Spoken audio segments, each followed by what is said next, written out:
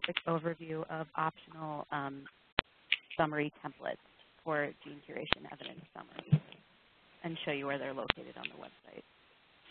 So the goal of these, the standardized text for the evidence summaries was to provide a clear standardized template for suggested use in the summary section of gene curation. And Matt had already showed this, but this is essentially at the bottom of the matrix here, and it's the little free text blurb that each gene curation, we're hoping to have each of these at the bottom of each gene curation from the working group. While nothing in particular is required at this point, we would suggest providing a little bit of information in the summary. We found it's pretty helpful for experts or those people who are looking on the website at the gene curation. As I mentioned, this standardized text and use of it is optional, and it's currently live on the ClinGen website, and feel free to give feedback if you're using this or as you use this proposed text. We've had some feedback already from working groups and from the gene curation small group and large group, but we're always open to changing points of confusion or clarifying a little bit, particularly those gene curation areas with case control studies, because we haven't had a lot of those. This was largely developed by Sarah Hempel, so thanks to her, in the hearing loss working group, and we largely have case control or case studies. So anyone who's working on curations with case control studies, feel free to give some feedback, and we can change it if it doesn't work. Can I just, sorry, I'm just going to jump in here. There's a lot of clicking on the line. Can everyone mute themselves, please? Thank you. So I just want to show where it's located on the ClinGen website now. So if you go to clinicalgenome.org to learn about ClinGen curation activities, gene disease validity,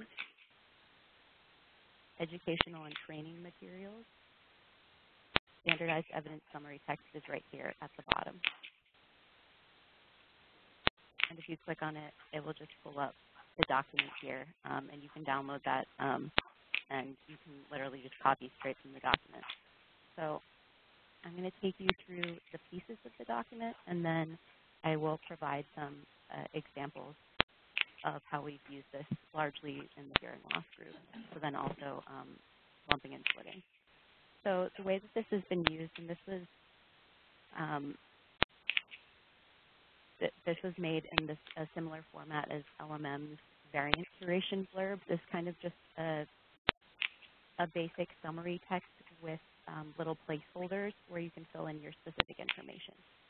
So on the document, if a text or wording is in bold or in all caps, it's meant to be replaced, as I say here. So bold text or text in capital letters is a placeholder and should be replaced with specific information.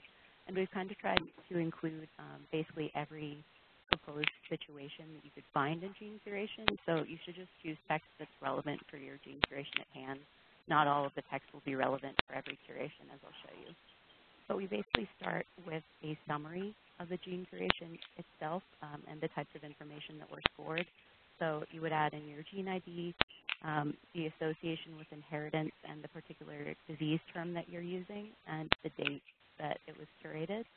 And then just give a little bit of a summary of what type of data were used to score for this curation. So we suggest case-level data only, a mix of case and control data, case control data only, and then to give a sense, particularly for definitive gene creation or limited ones, at least this number of unique variants and listing the variant spectrum have been reported in gene, or in humans, and also listing the first association with disease in humans, because that's useful for replication over time. After that, you would go into a summary of case-level data or case control data, depending on what you're scoring, or potentially both. And you can list the number of points for that, and the number of probands or the percent of probands, and a number of publications, if that's not too ridiculous, and useful information, including the PubMed IDs in parentheses, and then also mentioning an overview of segregation and how many families. And then for case controls, the same thing.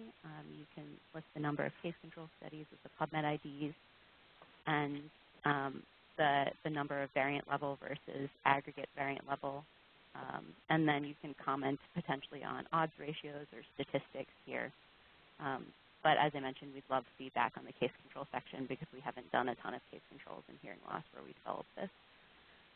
And then we have a little bit of text for strong or definitive genes, particularly if you've maxed out the genetic evidence score or potentially the experimental evidence score. We have that text there too.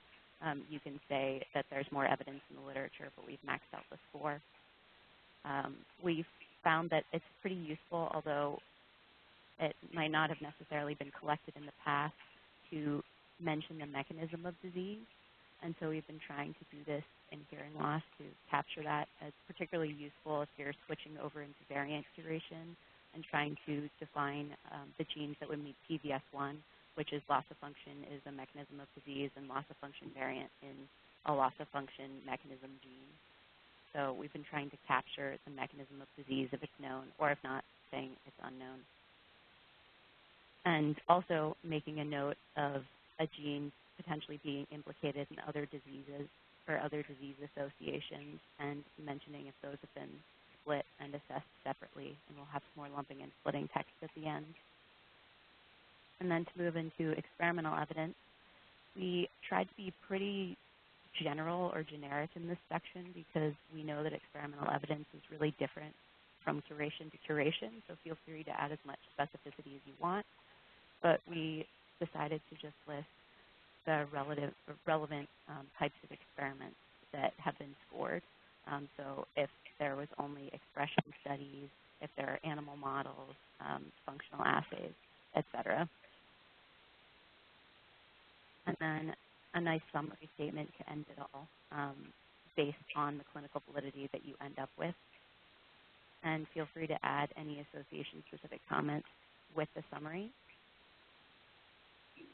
There's also summaries for refuted and disputed and no reported evidence.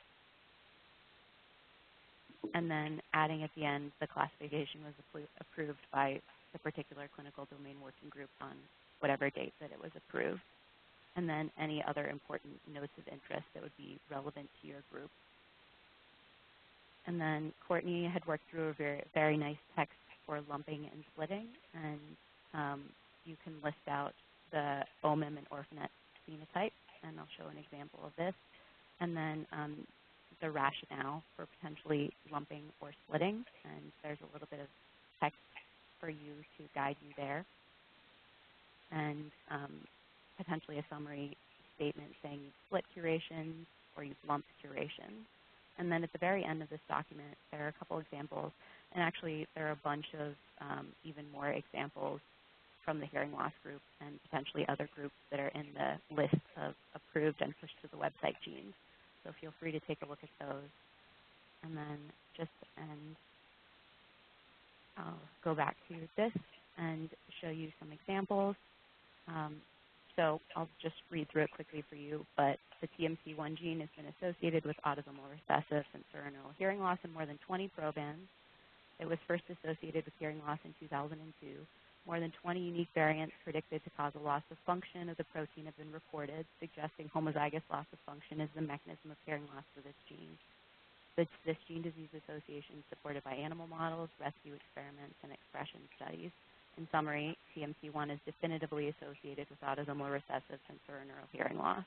This has been repeatedly demonstrated in both the research and clinical diagnostic settings and has been upheld over time. This classification was approved by the ClinGen Hearing Loss Working Group on February 15, 2017. So that's essentially what taking all the pieces that would be relevant to your curation and putting them together would look like. And we found that this was just a really nice snippet and efficient way to talk about pieces of information. And then there's some nice lumping and splitting examples too, and listing out the MIM phenotypes here. And that example is at the back of the document, so feel free to take a look at that and the other good lumping and splitting ones. And then here's just another example of a refuted gene disease association. And in this case, we actually list out the reason why a bunch of the variants weren't scored, and basically all of the evidence is refuted. And this text is also available or suggested text in the document. So I won't read this